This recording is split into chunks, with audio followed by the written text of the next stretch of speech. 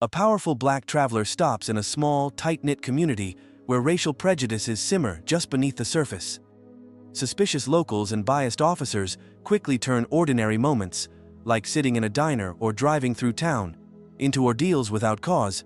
He's interrogated, detained, and even set up with planted evidence, exposing a network of corruption fueled by racist fear and resentment. Every encounter bristles with indignities, slurs of assumption, and brazen injustice. The tension mounts as those sworn to uphold the law twist it instead, leaving the traveler's dignity and his freedom in grave jeopardy. Dawn was just breaking, and the sky over Northwood County was painted in gentle swaths of lavender and rose. A crisp breeze cut through the sleepy town's narrow streets, stirring a few brittle leaves on the pavement. It was the kind of place that still relied on a single main road with angled parking and a faded movie marquee that hadn't changed its letters in months. Certainly not the type of place one would imagine the nation's most influential corporate strategist stopping in for a casual breakfast. Yet here was Dr. Malachi Rhodes, CEO of Rhodes Green Solutions, a multinational consulting firm, seated quietly at a worn booth inside the only diner open at this hour. Malachi's presence would have sent shockwaves through any corporate boardroom or upscale hotel lobby where his reputation preceded him. Tall, with warm brown skin and a regal bearing, he carried himself with a gentle confidence that some might mistake for passivity. His face, known in certain executive circles, was not widely recognizable here. He'd foregone the tailored suits and luxury watches he wore in front of cameras. Instead, today he wore a simple navy fleece jacket over a plain white tee, dark jeans, and scuffed hiking boots. A wool beanie covered his close-cropped hair. He might have passed for a college professor on sabbatical, an ordinary traveler, or just someone's out-of-town cousin. Nothing about his attire hinted at the fortune he commanded, or the power he wielded in the boardrooms of America's largest corporations. He liked it that way. Ever since his company had opened a new philanthropic wing focusing on economic empowerment, Malachi found himself traveling more often to small towns, meeting local entrepreneurs, or simply observing community life before making decisions that would affect real people. Late last night, he'd been driving back from a conference in a nearby city. He'd veered off the interstate to find a quiet place to rest, driving until the blinking neon sign of Marlene's Home-Style Eatery caught his attention. The diner, only half lit, the M&E in Marlene's flickering, called to him like a soft whisper. Stop here, breathe. Sit among people who do not know you and taste the world as they do. Inside, the diner's linoleum floors bore the marks of years of foot traffic, scuffs and scrapes that told stories of old farmers' boots, restless teenagers' sneakers, and occasional travelers' loafers. The chairs were upholstered in cracked red vinyl, and a small TV mounted above the counter displayed a silent loop of morning headlines. A chalkboard menu on the wall promised simple comforts: scrambled eggs, biscuits and gravy, coffee that was hot and fresh, and pies that were homemade daily, though Malachi suspected daily might be a gentle exaggeration. There were just a few patrons at this hour. An older couple by the window stirred sugar into their coffee cups, quietly flipping through sections of a newspaper. A man in work overalls sat at the counter, nursing what looked like his second mug of coffee. A lone waitress, a middle-aged woman with short, tightly permed hair, moved behind the counter with the steady, unhurried steps of someone who'd been up since before the sun. Her name tag read, Darlene, and her sharp eyes caught every detail of her small domain. She watched Malachi for a moment when he entered, perhaps not recognizing him as anything more than a stranger passing through. Malachi didn't mind. He understood that in these sorts of towns, outsiders were a curiosity. He gently slid into a booth and took stock of his surroundings. He didn't announce who he was. Why would he? He just wanted some warm food and a quiet moment to think before heading back out on the road. The air smelled of bacon grease, coffee, and powdered sugar. He found it comforting. As he waited for the waitress to come over, he couldn't help reflecting on where he'd come from and where he stood now. A son of public school teachers and community organizers, Malachi had grown up in a modest neighborhood of Baltimore. He knew early on that he wanted to affect change on a grand scale, not through politics directly, but by shaping the engines of commerce. Rhodes Green Solutions was now a mainstay in strategic consulting for Fortune 500 clients. and their philanthropic wing offered grants and guidance to struggling small businesses nationwide. He was both admired and resented in certain circles, admired by those who saw his dedication to social uplift, resented by some who begrudged his success and the way he was attempting to reform old money dynamics. A black CEO who lectured at the country's top universities and advised billionaires was not a sight they were all eager to embrace. But Malachi had learned long ago that he could not live by others' comfort levels. He had to push forward with integrity, regardless. "Morning," came Darlene's voice. She approached with a mug and a pot of coffee. "Haven't seen you before passing through?" Her tone wasn't exactly friendly, nor was it hostile, just cautious. Malachi offered her a gentle smile. "Yes, ma'am.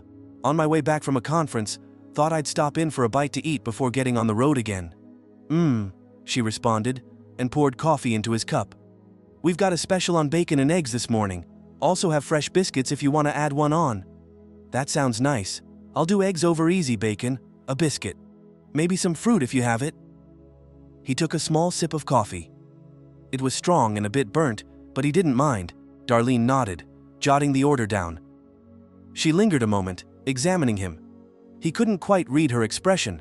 Perhaps she saw his designer glasses, the only nod to his high status, a pair he'd worn for years out of habit, not show, and wondered about him. Or maybe she just found his quiet politeness unusual. Finally, she moved off, calling the order back to the kitchen. Malachi let his eyes wander. Outside the window, a battered pickup truck rattled along, its headlights still on, as if reluctant to admit daybreak had come.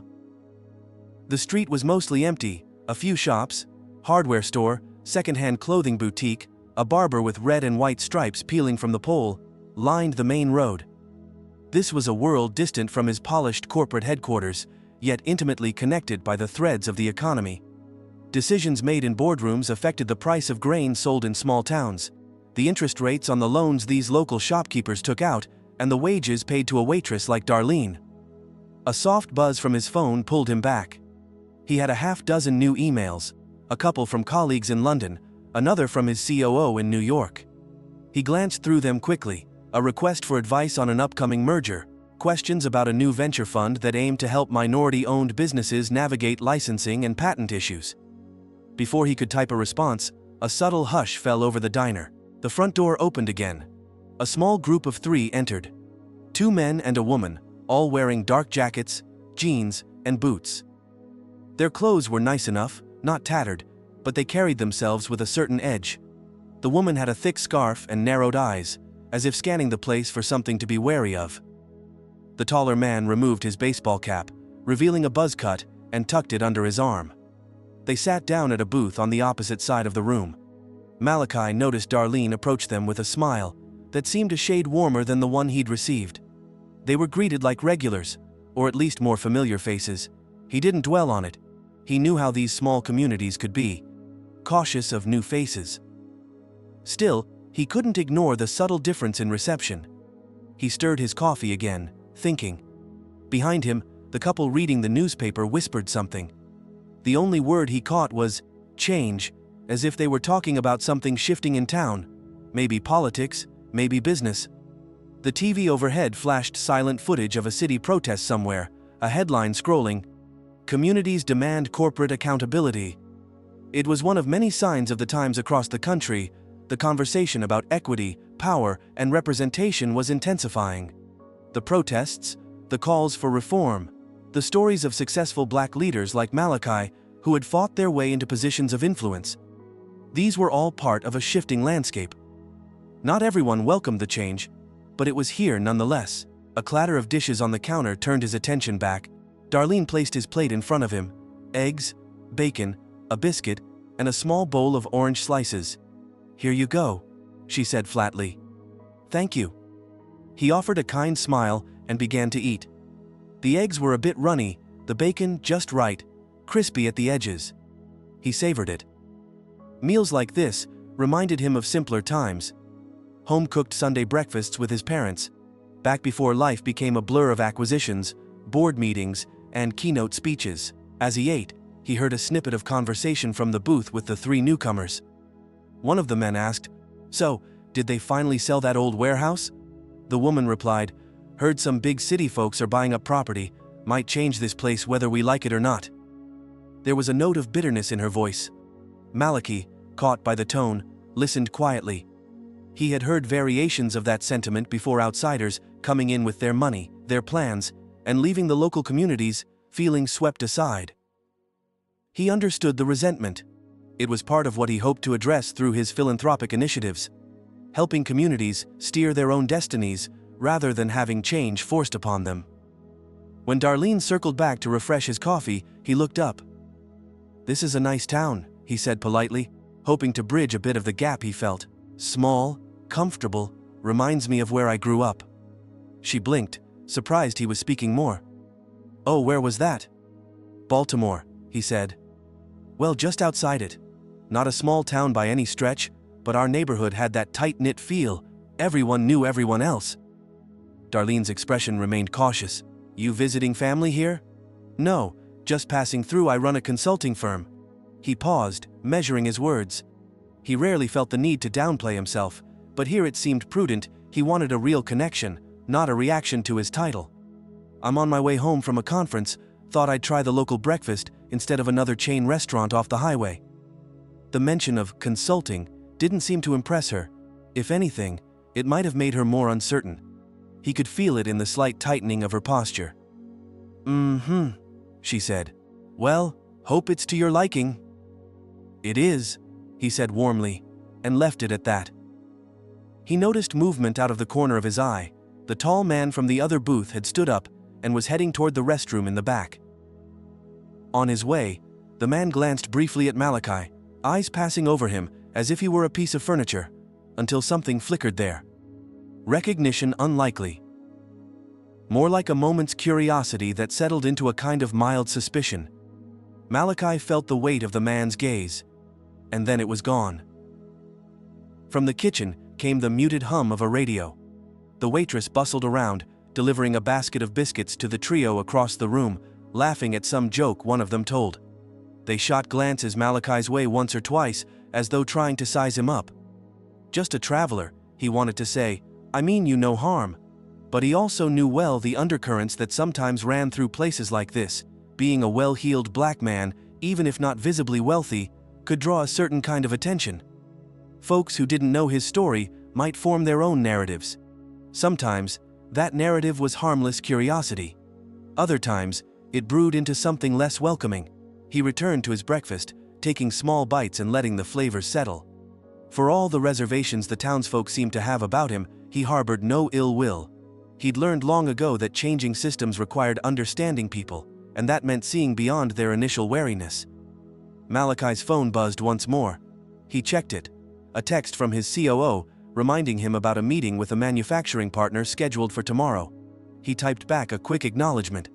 When he looked up, he saw that the couple with the newspaper had finished, and were leaving. The man at the counter was now flipping through a well-worn magazine. The trio in the other booth had grown quieter, their conversation reduced to subdued murmurs. Darlene was wiping down the counter, shooting him the occasional glance. He wondered if, after finishing his meal, he should say something more. Something to put them at ease. Maybe he could ask about local businesses, show an interest in their community. He was here, after all, to understand how towns like this were faring. But something in the air told him to tread carefully. The quiet tension, the subtle scrutiny, hinted that his presence was stirring questions. Perhaps it was best to finish his breakfast and head on his way, not forcing a connection where none existed yet. As he finished the last of his biscuit and sipped his coffee, he decided he wouldn't rush off. He'd pay, leave a generous tip, and on his way out, he might strike a brief conversation. Not to announce who he was or demand recognition, but to plant a seed of goodwill. He hoped that this quiet morning encounter might be the start of something, an opening to learn what kinds of challenges this town faced, and how he might help, if only indirectly. For now, though, he sat quietly, a powerful yet unassuming figure in a humble diner, the world outside waking slowly to the possibilities and strains of a new day. Malachi finished his coffee and signaled Darlene for the check. The conversation on the other side of the diner had grown quieter, but he could sense the trio's watchful eyes. He told himself it was just small-town curiosity. Still, the air had a way of thickening here, pressing in on him from all sides. He could feel it in the sideways glances, in the tension that hovered like static before a storm. Darlene approached with the bill, sliding it onto the table without making eye contact. He reached into his wallet and removed a crisp $50 bill. "Keep the change," he said warmly, hoping this small gesture might soften things, might remind them that he wasn't here to make trouble. Darlene took the bill, blinking in surprise. "That's more than enough," she said, searching his face, as if suddenly unsure what to make of him. Her guardedness didn't disappear, but Malachi thought he detected a flicker of gratitude. "Thank you." He stood to leave, pulling on his jacket. Outside, the sky had grown lighter, and the little main street looked more defined, storefronts gaining color, a mail truck making its rounds. He'd planned to take a quick walk to stretch his legs before hitting the road. But as he headed for the door, the tall man from the trio stepped in front of him, casually, but deliberately. "Where you headed in such a hurry?" the man asked. His tone was light, as though making conversation, but his stance blocked Malachi's path. The man's companions were still seated, but they turned to watch. Malachi paused, maintaining a neutral expression.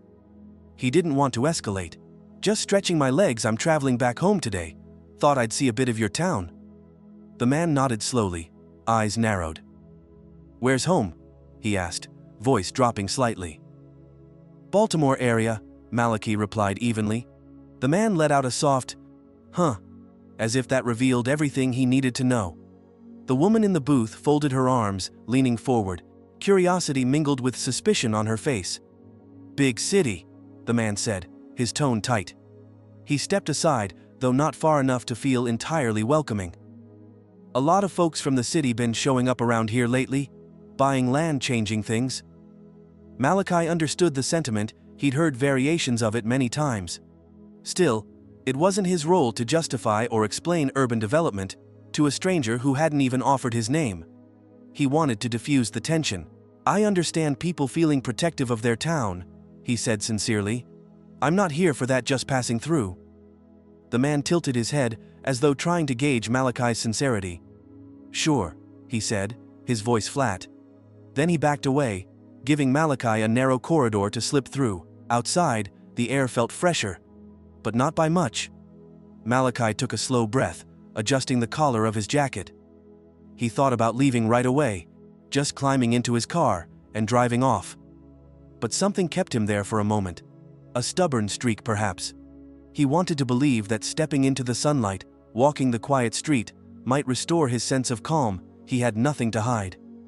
He took a few steps toward a hardware store down the block, just to look at the window display. The shop's front was tidy. Rakes, shovels, a ceramic planter or two. As he studied the merchandise, he heard the diner's door squeak behind him. A glance back revealed the trio had stepped outside, talking in low voices. Were they still watching him? Malachi decided not to linger. He turned to walk toward his car, parked a block away, but before he could get far, a new figure came into view. An older man, in a county sheriff's deputy uniform. He had a weathered face, a thick mustache, and walked with the measured confidence of someone used to being the authority in a small place. The deputy gave a nod to the trio by the diner, who gestured subtly in Malachi's direction. Malachi's stomach knotted. He knew the signs. His presence had been reported in a way, passed along with a hint of suspicion. With a resigned sigh, Malachi continued toward his vehicle. He wouldn't run or rush, that would only look worse. He'd done nothing wrong. Let them ask their questions. He would remain calm. He'd been in tougher boardroom showdowns than this. Still, nothing quite compared to the uneasy feeling of being sized up by law enforcement for just existing. "Morning," the deputy called, walking toward him. "You from around here?" His tone was not overly aggressive, but definitely authoritative. Malachi turned, keeping his hands visible. "No, sir. Just passing through, stopped for breakfast." The deputy gave a curt nod. "Mind if I ask what brings you here?" Malachi considered his words. He felt the tug of his upbringing, his parents' voices telling him to show respect, to be polite. His heart was heavy, and a part of him bristled at having to explain himself. Yet he knew resistance would likely worsen the situation. I'm driving home from a conference, took a detour off the main highway for a rest. Thought this looked like a nice quiet town. The deputy took a moment, studying Malachi's features. Malachi wondered what the man saw. A tall black man with expensive glasses dressed casually. Did he see a threat, a vagrant, a criminal? The silence stretched.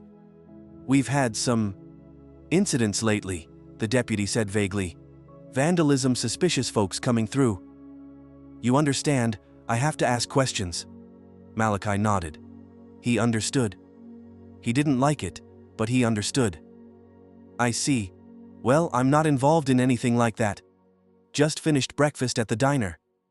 He glanced back, expecting Darlene or someone else to confirm.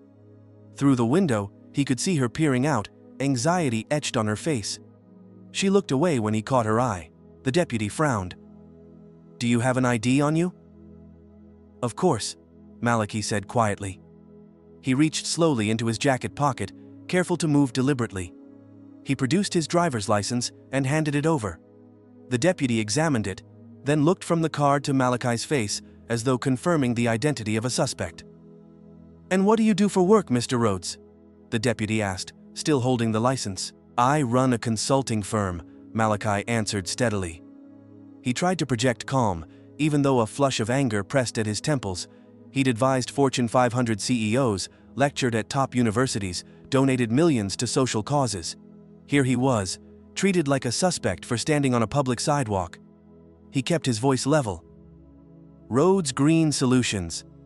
The deputy's eyes flickered with skepticism. Consulting, huh? We don't get many consultants just strolling through town. The tone implied, I don't believe you. You say you're heading home, where's your car? It's parked up the street, Malachi said, inclining his head toward it. Black sedan. All right, mind if I walk with you? The question carried a weight that made it sound like an order. Malachi knew refusing would escalate things. Not at all. They walked in silence, the deputy a half step behind. As if escorting him, Malachi's mind churned, fighting the urge to say something that would break the tension. A part of him wanted to announce who he was in the corporate world, how he had the ear of people more powerful than this entire town combined. But that would only reinforce a kind of arrogance he loathed. He wanted to be seen as a human being, deserving of respect, regardless of his wealth or title. They reached his car. The deputy nodded toward it. Yours? Malachi unlocked it remotely, the headlights blinking in acknowledgement. Yes. The deputy waited, as if expecting more. We've been having trouble lately, he said again. Folks coming through, scoping out places, maybe planning theft. You mind if I take a quick look inside? Malachi's jaw tightened. He knew his rights. He didn't have to consent to a search without cause. But refusing might cause immediate escalation. He weighed his options. He could stand on principle, or he could de-escalate by complying. He opened the passenger door. I'd prefer not to have my belongings disturbed, but you can look inside from here. His voice was measured. He tried to set a boundary without outright defiance. The deputy peered in. Malachi's overnight bag was neatly stowed. A laptop case on the back seat, a suit jacket folded on the seat beside it. Nothing suspicious. Nothing out of place. After a tense moment, the deputy stepped back. Looks clean, he conceded, though his tone suggested he was not fully satisfied. He handed Malachi's license back. I'll be keeping an eye out, just so you know. Malachi took his license, slipping it into his wallet. Understood, he said. He wanted to say more, to point out the unfairness, to ask if every traveler got this treatment, but he held back. He was almost free to leave. The deputy gave a curt nod and began strolling away, toward the diner. Malachi watched him go, shoulders heavy with the weight of this encounter. He opened the car door and sat behind the wheel, inhaling slowly. He had managed to stay calm, but now that he was alone, frustration gnawed at him. He could feel a subtle tremor in his hands. Staring at the steering wheel, he replayed the last 30 minutes. The suspicion in the diner, the questions, the deputy's tone. None of it surprised him. He knew too well how easily people judged based on skin, how quickly assumptions were made about outsiders and city folks. Yet each new encounter still stung. For all his influence and success, in moments like this, none of it shielded him from prejudice.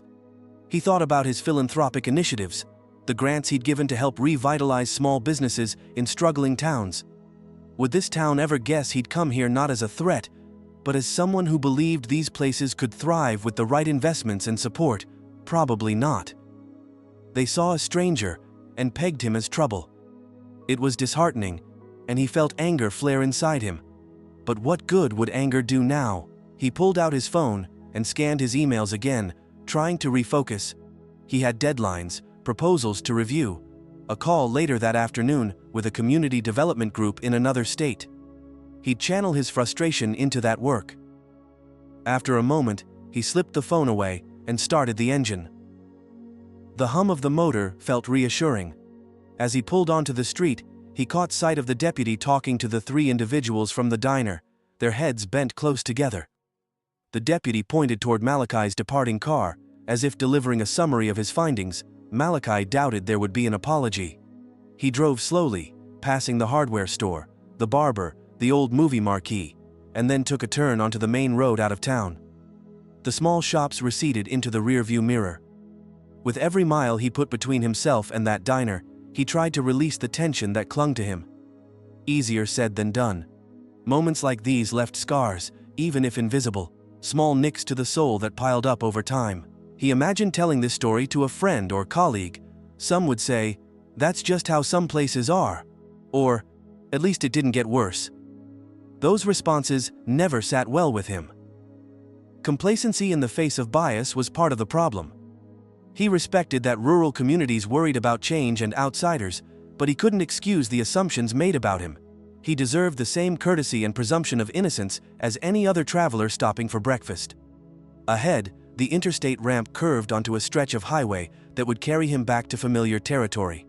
Malachi knew that this experience, painful and frustrating as it was, would strengthen his resolve.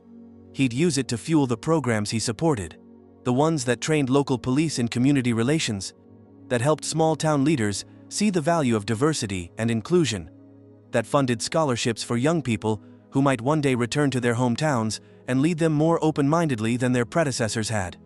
Yet for now, all he could do was keep driving and remind himself who he was. He was Dr. Malachi Rhodes, a man who had built an empire of influence and compassion. He wouldn't let the narrow views of a few individuals define him. He would move forward with dignity, carrying this burden as he had carried others before. The world rushed by outside the windows, fields, forests, distant hills. The smell of that diner's coffee and biscuits still lingered faintly in his mind, mingling with the bitter taste of suspicion. He pressed the accelerator, merging onto the highway, feeling both determined and weary. He didn't know exactly how he'd address this injustice yet, but he knew it would shape him, and through him, perhaps shape others. He would not forget this morning. The next chapter of his journey was waiting, and so was the moment he could turn this quiet outrage into something meaningful and lasting. Malachi had been driving for only 20 minutes when he noticed the patrol car in his rearview mirror. At first, it was just headlights, distant on the nearly empty road, but after he merged onto a smaller state highway, it drew steadily closer. A quiet dread settled in his chest. He'd hoped the tense encounter in the small town was over, left behind like a bad memory. Yet here he was, seeing the telltale flash of blue and red lights bathing the inside of his car in harsh color. He pulled over to the shoulder, heart sinking.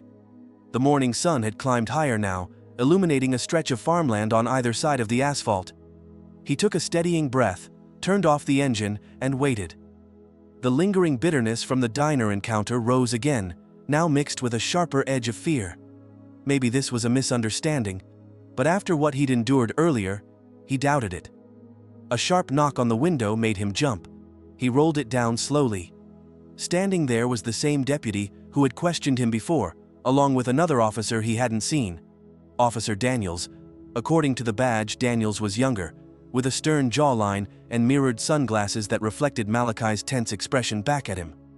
The deputy who'd accosted him outside the diner, Baker, if Malachi recalled correctly, spoke first, voice clipped.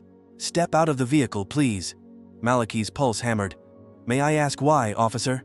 "Just step out, sir," Daniels cut in, tone cold. "We've got reason to believe you might be carrying contraband." A tip came in about someone matching your description. Contraband.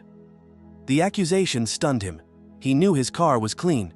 He rarely carried anything beyond clothes, a laptop, and paperwork. This was absurd. Still, he forced calm into his voice. I have nothing illegal. I consented to a look inside the car back in town, remember? Daniels frowned. That was then. Now we have new information. Out of the car hands, where I can see them. Malachi's skin prickled. He pushed the door open slowly and stepped onto the gravel shoulder, raising his hands slightly. He was a man who advised billionaires and governments, yet here he was, powerless against arbitrary suspicion. He tried to keep his voice steady. Officers, I'm Dr. Malachi Rhodes. I run a respected consulting firm. Sure you do, Daniel said, cutting him off, his tone dripping with sarcasm. He gestured sharply. Turn around, palms on the hood. Malachi complied. The hood was warm under his hands, his heart pounding. He closed his eyes, anger and humiliation washing over him. No matter how poised he tried to remain, this was a nightmare. He could almost feel the judgment in their stances, the weight of racial bias bearing down on him like a physical force. Let's check the trunk, Baker said, moving toward the back of the sedan. Wait, you don't have a warrant, Malachi protested, looking over his shoulder. I haven't done anything. Daniels pressed a firm hand on his shoulder, forcing him to face forward again. Don't make this harder than it has to be, Daniels warned, voice low. We got a tip. If you're innocent, you got nothing to worry about. Malachi felt fury burn in his chest. A tip, from whom? The three suspicious individuals at the diner who seemed intent on making trouble. Or maybe the deputy himself had fabricated this. He had no way to know. All he knew was that his dignity was being shredded on the side of a lonely road, all because he fit some twisted narrative of criminality. He heard the trunk open, the rustle of bags being shifted, the clink of metal. What were they doing back there? He'd placed his trust in the system too many times before, and it had failed him. He swallowed hard, refusing to let panic show. This could escalate any second. He needed to keep his head. Wait, hey! Baker called out from behind the car, voice oddly triumphant. Daniels, come look at this! Malachi's stomach dropped. He twisted slightly, trying to see. Daniels forced him to stay put.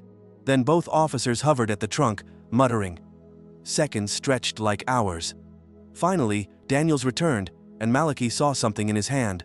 A small package wrapped in brown paper. Malachi had never seen it before in his life.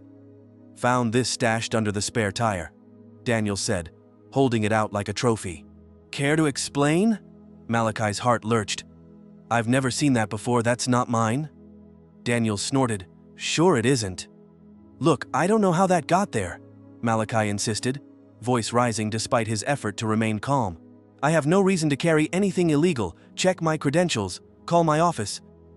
Baker stepped in front of him now, blocking his view of the package.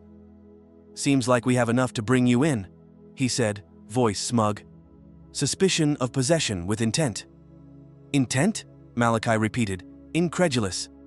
Anger, fear, and helplessness swirled in his gut. He was being framed, plain and simple. This is ridiculous. I have a spotless record. Daniel shook his head. Hands behind your back. Malachi froze. A part of him wanted to resist, to shout, to demand a lawyer, but he knew how that could end. Instead, he tried one last time. Officers, please. At least let me call someone, an attorney. You're making a mistake. Not until we get you down to the station, Baker said, fishing out handcuffs. As the cuffs clicked around his wrists, humiliation and rage flooded Malachi's veins. He thought of his parents, who had taught him that patience and dignity could conquer ignorance. He thought of his colleagues, Mitchell, his COO, who had texted him about a meeting, who would be wondering where Malachi was. He thought of the countless times he'd stood before crowds, advocating for fairness, progress, and equality. And here he was, shackled on a roadside by small-minded officers with too much power and too few scruples. They guided him to the patrol car, pushing him into the back seat. The vinyl smelled of disinfectant and stale sweat. Daniel slid into the driver's seat, Baker in the passenger seat, and the car pulled away from his sedan, his property left behind on the shoulder, like discarded trash. As they drove back toward town, Malachi's thoughts raced. He needed help. He had no allies here. No one who knew him. But he had his phone. Unless they confiscated it. They likely would.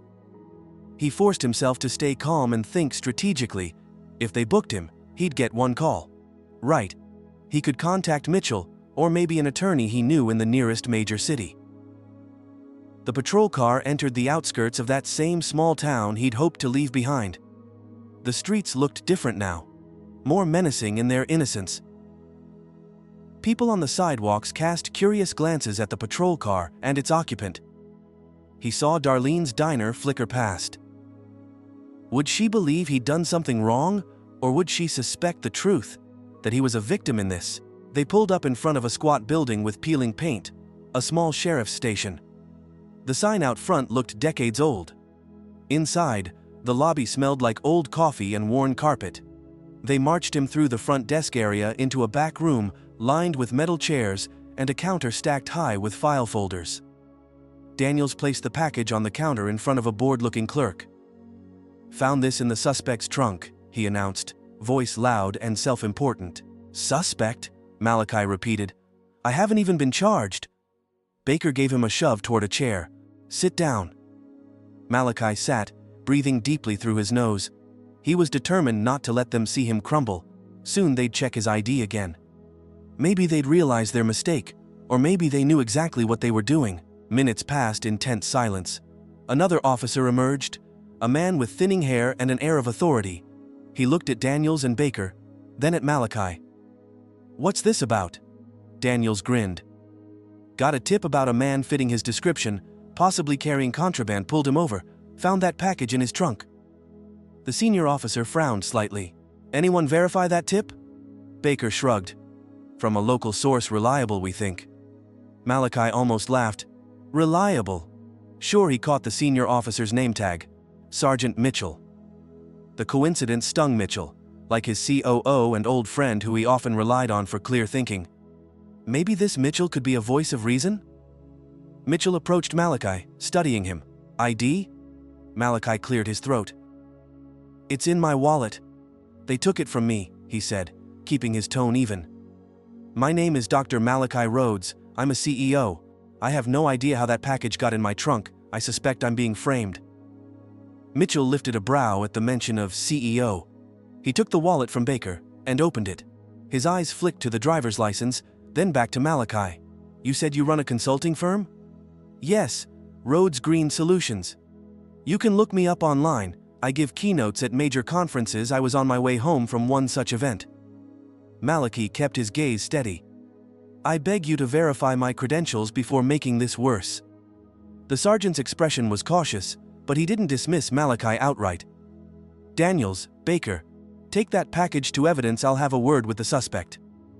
Daniels and Baker exchanged a look, then nodded and left the room, leaving Malachi alone with Mitchell.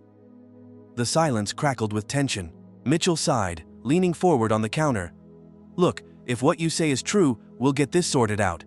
But this town, it's been on edge, rumors of criminals scoping out places, folks here are jumpy." "I understand people being cautious," Malachi said, his voice measured. "But that doesn't excuse fabricating evidence. That package didn't belong to me. Either someone planted it while my car was unattended, or your officers are lying." Mitchell's jaw tightened. "Those are serious accusations." Malachi met his gaze. "It's a serious situation. Check my social media accounts, my company website, call Rhodes Green HQ, I have the number memorized." For a moment, Mitchell seemed to waver, as if debating whether to follow through. Then the door opened, and Daniels leaned back in. "Sergeant, I've got someone out front demanding to see this guy," he said, jerking a thumb toward Malachi. "Says his name's Mitchell something. He's on speakerphone, insisting you verify this man's identity, claims to be his colleague." Malachi's heart leapt. Mitchell, his COO, must have realized something was off when Malachi didn't show for their meeting. Maybe he traced his cell signal or followed up on Malachi's last known location.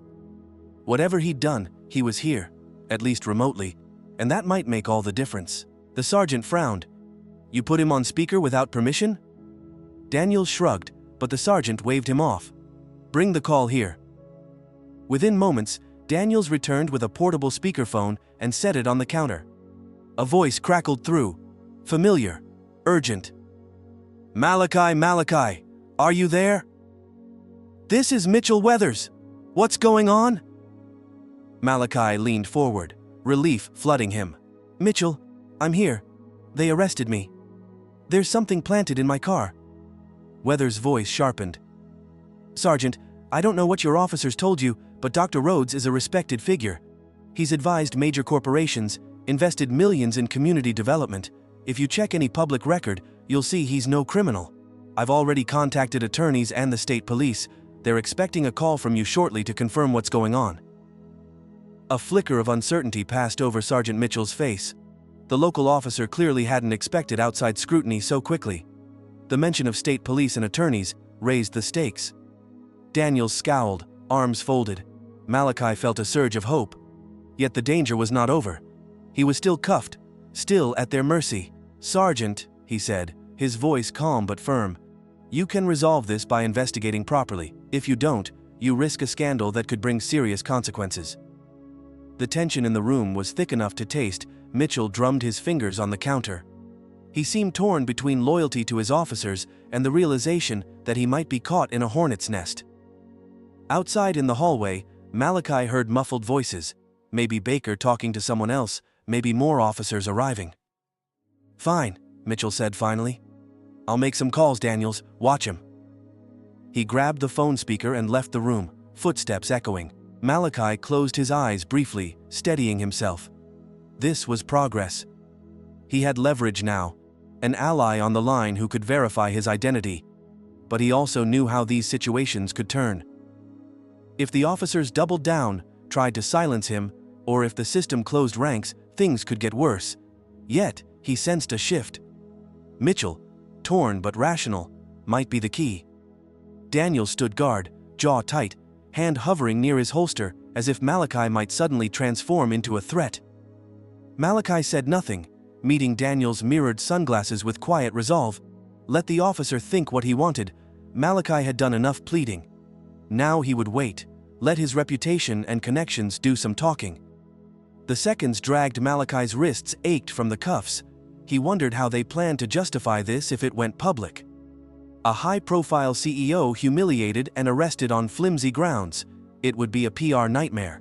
At last, the door opened. Sergeant Mitchell returned, face pale, holding the phone to his ear. His voice low and urgent. "I understand. Yes. That's what I'm trying to confirm." He paused, glancing at Malachi. Then he swallowed hard and nodded to someone on the other end of the line. "All right, I'll handle it." He hung up, pressing his lips together. For a moment, nobody spoke. Then Mitchell cleared his throat. "Daniels," he said quietly, "take off the cuffs." Daniels' head snapped up. "But now," Mitchell ordered, a sharp edge in his voice. Daniels complied reluctantly, unlocking the cuffs with a loud click. Malachi rubbed his wrists, relief tempered by lingering fear and anger. He waited, heart hammering, to hear what Mitchell would say next. The sergeant looked at him, something like regret in his eyes. "We're going to reevaluate the evidence. Please understand, tensions are high around here." His tone lacked real apology, but it was something. Outside, raised voices echoed. Perhaps Baker and whoever planted the package were scrambling. Malachi sensed the whole station teetering on the brink. If he played this right, he could turn the tide completely. If he didn't, they might try to cover it all up. He drew a steady breath. "Sergeant, I want to cooperate, but I also want this handled justly. I expect a full investigation, and I'll be calling my attorneys as well. This won't be brushed aside."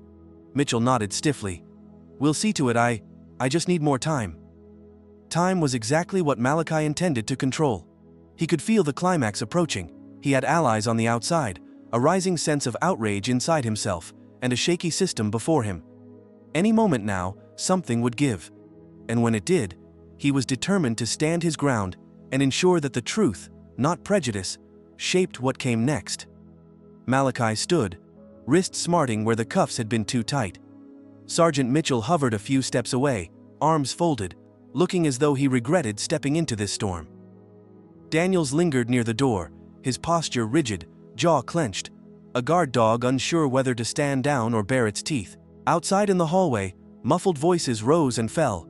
Malachi caught snippets. "Not supposed to go this far," and "shut it down before state gets involved." Each overheard phrase tightened the coil of tension in his chest. He knew how systems closed ranks, how small-town networks could bury the truth under a heap of shrugged shoulders and falsified reports. This wasn't just a misunderstanding, it reeked of corruption, of a setup orchestrated to pin blame on an outsider who looked suspicious by virtue of his skin and his status as a stranger. Mitchell cleared his throat. "I've spoken to your associate," he said, voice low, "and made a call to the state police. They're aware of the situation now." There was a trembling note in his words. Reluctant accountability, perhaps. Malachi inclined his head. "Thank you for that," he said, tone measured. He refused to show gratitude beyond acknowledgement. They'd cuffed him on a bogus tip, and evidence that obviously didn't belong to him. They owed him far more than a half-hearted attempt at sorting it out. "Now, what's the next step?" "We'll need to verify that package," Mitchell said. "I've ordered it to be tested. If it's contraband, we need to confirm its source. If it isn't..." He trailed off, unwilling to admit the obvious, that someone on his force might have planted it. Daniel scoffed. "Sergeant, this is getting out of hand. He's not even from here. Just cut him loose and let him go. We've got bigger issues." His tone was impatient, as if Malachi's very presence offended him. Malachi narrowed his eyes. Let him go. That might end this nightmare for him personally, but it wouldn't solve the deeper problem. He could walk away, never look back. But he knew this kind of injustice would repeat itself, harming others. He couldn't just vanish into the sunrise without making a stand. Not now. Not after being so blatantly violated. "I'm not leaving until this is resolved," Malachi said, voice firm. "I've called my legal team. They'll expect transparency. If that package was planted, I want to know who did it and why." Daniel shook his head in disbelief. "You got your freedom. What more do you want?" He stepped forward, fists at his sides. "No one's stopping you from leaving. Why stir up trouble?" Malachi drew a steady breath. He could feel the weight of history pressing on him. The centuries of people like him being told to accept the scraps of justice they were given, to be grateful it wasn't worse. No, he wasn't going to accept half measures. "This isn't about stirring up trouble," he said. "It's about accountability. I'm a black man who stopped for breakfast and ended up framed for a crime I didn't commit. I have influence and resources, yes. But what if I didn't? Would you just toss me in a cell and move on? I can't let that stand." Mitchell flinched at Malachi's words, grim understanding flickering in his eyes. The sergeant reached up to pinch the bridge of his nose. "Look, tensions are high around here," he said quietly. "The town's been on edge. Out-of-towners buying land, rumors of criminal elements moving in. My men are under pressure." "That doesn't justify framing me," Malachi replied, his voice echoing in the cramped room. "If your officers are dirty, you need to root them out. I'm sure the state police will be very interested." That threat hung in the air. Daniels looked ready to explode. Mitchell, on the other hand, looked weary. "Let's all calm down," he said, raising a hand. "I'll cooperate with the state police's inquiry. Meanwhile, I suggest you wait quietly until we get answers." "Wait quietly?" Malachi repeated. "I've done nothing but comply, and look where that got me." He thought of his COO, Mitchell Weathers, waiting on the phone outside, and of the attorneys probably mobilizing as they spoke. Reinforcements were coming. But he needed to set the stage so that when they arrived, there could be no question about the wrongdoing here. Before he could say more, the door pushed open and Baker stepped in, grim-faced. His presence ratcheted the tension even higher. "Sergeant," Baker said tersely, ignoring Malachi. "We've got a problem. The evidence bag is missing." Mitchell's head jerked up. "What do you mean missing?" Baker glowered at Malachi as though this was his fault. "I left it in the evidence room for processing. Came back a minute ago, and it's gone. Someone took it." A numb shock settled over Malachi. Missing evidence. This was spiraling out of control. It confirmed what he feared. A cover-up was unfolding, right here, right now. Someone was trying to erase the physical proof that had been planted. Without that package, it would become a battle of words, his word against theirs. Mitchell slammed a palm on the counter. "This is unacceptable. Who had access to the room?" Baker hesitated. "Only authorized personnel." He flicked a glance at Daniels, who stiffened. The temperature in the room seemed to drop. Malachi studied them carefully. Baker's voice, tight with frustration. Daniels' rigid posture. Which one was it? Both of them seemed complicit in something. They'd acted too confidently before, too eager to arrest him.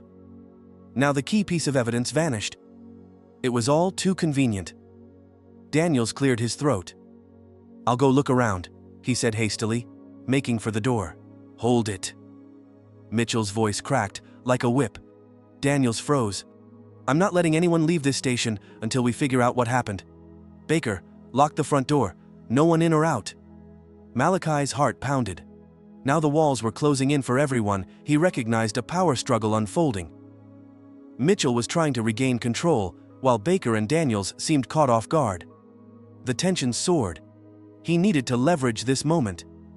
"Sergeant Mitchell," Malachi said, voice calm but urgent. "You see what's happening here? Someone is working to hide the truth. Let me call my legal team again. Let them record what's going on. If you want transparency, that's how we'll get it." Mitchell hesitated, torn between keeping a lid on this mess and acknowledging Malachi's rights. Finally, he gave a curt nod. "Fine, one call. Put it on speaker." Malachi retrieved his phone, hands still trembling slightly.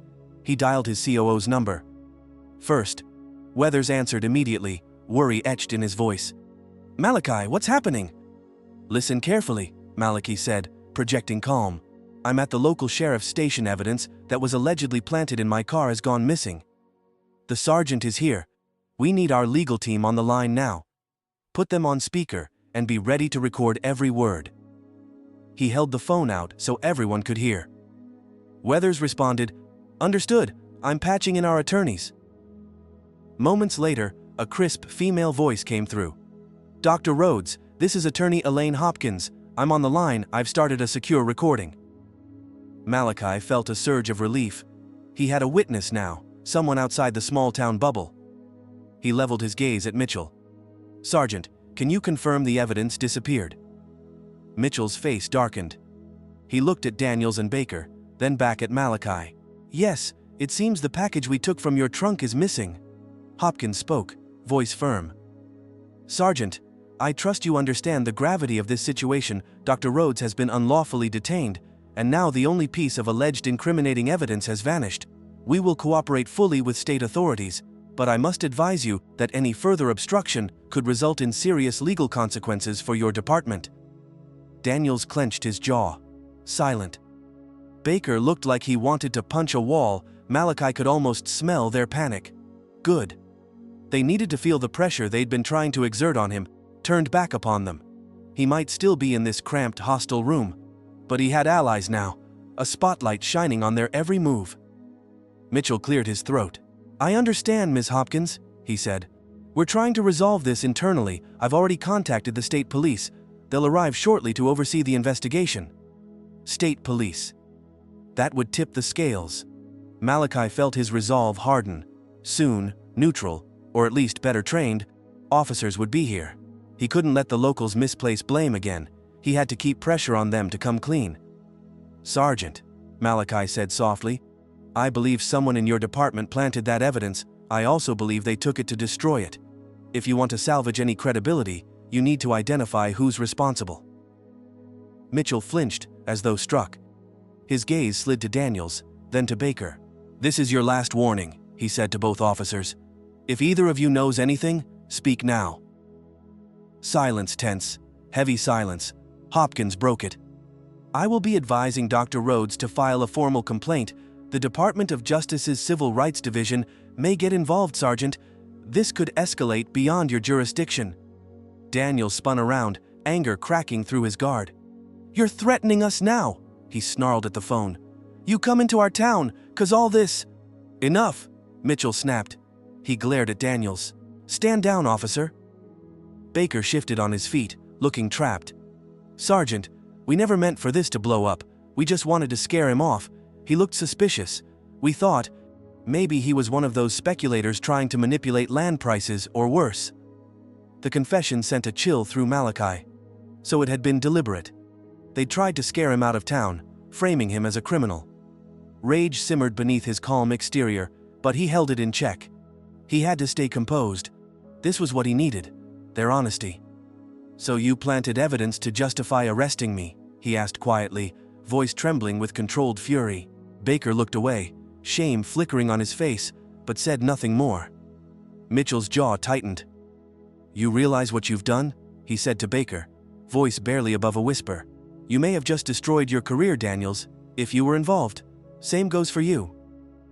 Daniels didn't admit anything, but the way he refused to meet Mitchell's eyes said enough. Malachi's heart pounded. This was it, the exposure of their wrongdoing, but he knew too well how fragile truth could be. Without the package as physical evidence, their confession might be dismissed as hearsay, unless Mitchell took a firm stand. "Sergeant Mitchell," Hopkins said over the speaker, voice cutting through the tension. "I'm advising Dr. Rhodes to remain where he is until the state police arrive. I suggest you secure the station and ensure all relevant personnel remain on site. If anyone attempts to leave or alter records, we will have grounds for obstruction of justice." Malachi lifted his chin. He was no longer a powerless victim. He was orchestrating the narrative now, with Hopkins and Weathers reinforcing his position. He could feel Daniels and Baker's desperation mounting. They had tried to humiliate and incriminate him, and now they faced exposure and possibly prosecution. Mitchell nodded slowly, seeming to accept this turn of events. "Fine, no one leaves," he said, voice firm. "Baker, lock the evidence room. Daniels, stay in the hallway, do not touch anything." Neither officer moved. "Now!" Mitchell barked, and they scrambled, Baker storming off, Daniels muttering curses under his breath. Malachi released a slow breath. The stakes had never felt higher. Any moment, someone could do something rash, destroy documents, attempt violence out of desperation. Yet the noose was tightening, not around his neck, but around those who tried to frame him. He could sense the climax approaching. The arrival of state police. The confrontation that would force full accountability. He turned to Mitchell, voice steady. "Sergeant, I want your assurance that this will be handled fairly. I'm prepared to work with you if you show good faith, but if you cover this up, trust me, the fallout will be massive." Mitchell, looking older and more weary than before, met Malachi's gaze. "I understand," he said quietly. "I'll do what's right. Just give me time to sort this out." Malachi nodded, though he didn't fully trust the man. Soon, the state police would arrive, and the truth would have nowhere to hide. He was ready to face them, to tell his story, to ensure that the villains here were exposed. After enduring humiliation, false arrest, and planted evidence, he stood on the brink of a turning point. A part of him still shook with anger, another part trembled with relief, but he held firm. Outside, he heard sirens in the distance. Reinforcements were coming, bringing both fear and hope. The final confrontation was at hand, and Malachi would be ready. He had to be. The world needed to see what justice looked like when it stood firm against corruption and prejudice.